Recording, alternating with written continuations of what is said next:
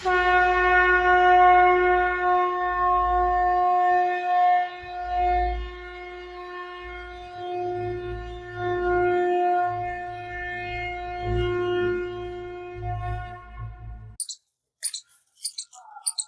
जी, आप ये अभी उससे कटाई छटाई कर रहे हो, ये क्या कर रहे हो आप एग्जैक्टली? ये देखो, मैं जो ये हमारी यहाँ पे जो आपको सामने दिख रही है ना, ये अच्छा। इसको अपनी देसी भाषा में यानी यहाँ दक्षिणी हरियाणा में इसको ओड़ा काटा बोलते हैं। ओड़ा काटा इसलिए बोलते हैं कि आप अगर इसको ऐसे हाथ लगाओगे ना तो ये सारा आपके हाथों में चुभ जाएगा, इसलिए इसको ओड़ा काटा बोलते हैं। मतलब ये उल्टा है ये, यानी इसकी तना तो इधर से आया हुआ है, लेकिन ये देखो हाथ में चुभ जाएगा। अगर मैं ऐसे करूंगी तो कपड़ों पे भी लिपट जाता है, इसलिए लोग इसको ओड़ा काटा बोलते हैं। लेकिन इसकी जो एक्चुअली में किताबों में आपको नाम मिलेगा उसका अपामार्ग है ये।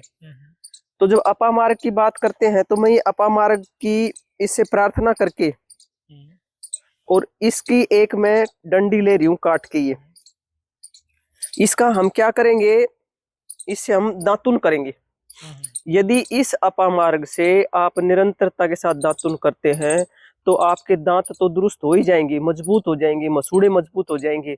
और जब इसका जो रस है जो हमारे पेट में जाएगा ना, तो आपका जो डाइजेस्टिव सिस्टम है उसको सारे को बिल्कुल ये दुरुस्त करेगा। आपको भूख लगने लगेगी।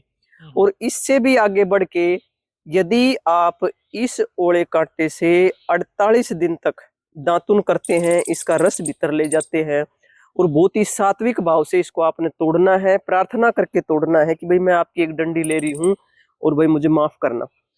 उसको यदि आप 48 दिन तक करेंगे तो आप देखेंगे कि बहुत ही, अगर आप सत्य मार्ग पर चलते हैं, सत्य वाचा करते हैं और सात्विक भाव से रहते हैं, किसी का बुरा नहीं सोचते, अपना भी बुरा नहीं सोचते, अपना भी भला करते हैं, दूसरों का भी भला करते हैं, तो आप देखेंगे कुछ दिन के बाद में आपको एक ऐसी सिद्धि मिल जाएगी कि आप किसी काम के लिए, मतलब सात्विक काम के लिए, अच्छे काम के लिए, भले काम के लिए आपके मन में कोई विचार जोर मार रहा है कि भाई मेरे को ये काम करना है, तो कुछ समय के बाद में आप देखेंगे कि आप वो काम जैसे किसी ने कर दिया, कोई आदमी आ गया आपके पास और आप एकदम उछल पड़ेंगे, अरे ये तो मैं सोच ही रहा था, ये काम हो गया। लेकिन बस ध्यान ये रखना है कि आपको ये 48 दिन करके छोड़ना भी नहीं है और उसमें आपकी सात्विकता जरूर बनी रहे, तब आपको निश्चित रूप से इस अपामार्ग का फायदा मिलेगा। तो अब इस अपामार्ग के बताने के बाद में मैं आपको एक बताऊं, ये हमारा एक छोटा सा एरिया है, हमारा उधर बड़ा एरिया भी है, लेकिन कई लोग कहते हैं कि भाई हमारे पास जगह नहीं है। आप ये देखिए कितनी जगह है, ये बहुत छोटी सी जगह है यहाँ पे, ये बहुत थोड़ी सी जगह है ये। और इस थोड़ी सी जगह में आप देखेंगे कि जो आपको ये जमीन दिखाई दे रही है ना, इसमें हम कुछ अब प्याज व्याज भी लगा देंगे। हमारे पास आज हमने प्योद ला रखी है, कुछ प्याज लगा देंगे, कुछ थोड़ा लहसुन भी लगा देंगे इस जमीन में। तो और इसमें एक हमने ये त्रिवेणी लगाई हुई है। त्रिवेणी के बारे में अब मैं आपको डिटेल से नहीं बताऊंगी, त्रिवेणी का बहुत लंबा वीडियो चैनल पे है, आप उसको देख सकते हैं कि त्रिवेणी है क्या। ये त्रिवेणी लगा रखी है। नीम, ये हमारा पीपल है और ये बड़ है। तो आज मैं सुबह से इनकी छटाई इसलिए कर रही थी कि थोड़ी अपामार्ग को भी बचा दूं और इनकी भी ग्रो हो जाए। जैसे ये छोटे रह गए ना, नीम तो बड़ा हो गया, ये पीपल है, ये छोटे रह गए, तो मैं अभी इनकी थोड़ी सी कटिंग कर दूंगी, यहाँ से छटाई हो जाएगी, तो फिर ये अपने आप बढ़ जाएंगी। तो यहाँ पे एक त्रिवेणी लगी हुई है, दूसरी यहाँ पे ये त्रिवेणी लगी हुई है जिसकी कि ये नीम तो रखा है, लेकिन नीम तो खड़ा है और जो बड़ और पीपल है ना वो जल गए। बारिश बहुत हुई थी तो यहाँ बहुत घास उग गई थी, तो ध्यान नहीं रख पाई। अब हम इसको संपूर्ण कर देंगे। और मैं ये भी कहूंगी कि जब भी कोई भी किसी भी जगह आपको नीम और पीपल दिखे तो समझो वहां पे किसी ने त्रिवेणी लगाई थी और वो खंडित होगी। तो आप यदि वहां पे उसको पूर्ण कर देते हैं तो आपको त्रिवेणी लगाने का पूरा लाभ मिलेगा। यानी कि आपको जो त्रिवेणी के लाभ है, यानी कि उसमें ब्रह्मा विष्णु महेश होते हैं, उन तीनों की आप जैसे पूजा करते हैं या उसको लगाते हैं, लगवाते हैं, तो आपका कोई भी सात्विक कार्य ऐसा नहीं है कि वो आपका पूरा ना हो। आपके सारे सात्विक कार्य धीरे धीरे पूरे होने लगते हैं, यानी कि तीनों देवता आपके पूजित हो जाते हैं। दूसरी त्रिवेणी ये थी। इसी जगह में एक तीसरी त्रिवेणी हमने ये लगाई है जिसमें कि नीम भी है और ये बड़ भी है।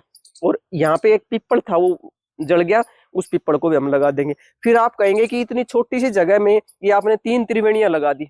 भाई हम यहाँ पे दत्त मंदिर स्थापित करेंगे, यहाँ पे त्रिवेणी मंदिर स्थापित करेंगे, यहाँ पे कि ब्रह्मा विष्णु महेश का वास है, यहाँ पे लोग बैठे साधना करें, थोड़ा सा साधना की तरफ, आध्यात्मिकता की तरफ बढ़े। तो जब ये बड़ी हो जाएंगी ना तो तीनों के जैसे एक तने हो जाएंगे, उसका एक तना हो जाएगा, इसका भी एक तना हो जाएगा और इसका एक तना हो जाएगा, और वो इतनी बड़ी हो जाएंगी और जब आप इन 3 त्रिवेणियों के नीचे जब बैठेंगे तो भाई आपको असीम आनंद की अनुभूति होगी। इसलिए हमने यहाँ पे ये 3 त्रिवेणी लगाई है। ये तो त्रिवेणियां होगी, इधर आपको अपामार्ग दिख रही है, फिर यहीं पे हमने ये लगा रखे हैं। देखो, जो इसको मैं अब रख देती हूँ यहाँ पे, फिर उठाऊंगी बाद में। ये देखो हमने सेम की फली लगा रखी है, तो ये हैज के ऊपर हमने सारी सेम की फली लगाई हुई है। देखो, आप जगह का रोना रोते हैं ना कि भाई जगह कम है, अब ये सेम की फली है, आज हम इसकी हार्वेस्टिंग कर लेंगे। देखो कितनी अच्छी है ये, देखो देखो। और ये कंप्लीट जिनको कह सकते हैं ना ऑर्गेनिक, नेचुरल अपने तरीके से उगी हुई, और ये हमने ले ली है। अब इनको क्या करेंगे, हम सब्जी बना सकते हैं, चावल बनाएं तो चावलों में डाल सकते हैं, या कोई जैसे आज मैंने राजगिरा भिगोया है, मैं राजगिरे में ये डाल लूंगी तो ये संपूर्ण आहार हो जाएगा। तो ये इस तरह देखें आप, थोड़ी सी जगह में हमें ये फलियां मिल गई हैं, खूब सारी लगी हुई हैं, खूब सारी तोड़ूंगी मैं, और इधर भी लगी हुई है, अपने आप हो जाती है। अगर आप एक बीज डाल देते हैं ना तो अपने आप ये खूब सारी फैल जाती है।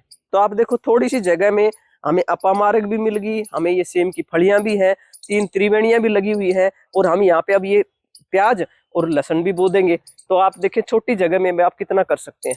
तो मैं आपको यही संदेश देना चाहती हूँ कि भाई थोड़ा समय निकाल लें, थोड़ा समय निकालें, अपने लिए उगाएं और अपनों के लिए उगाएं।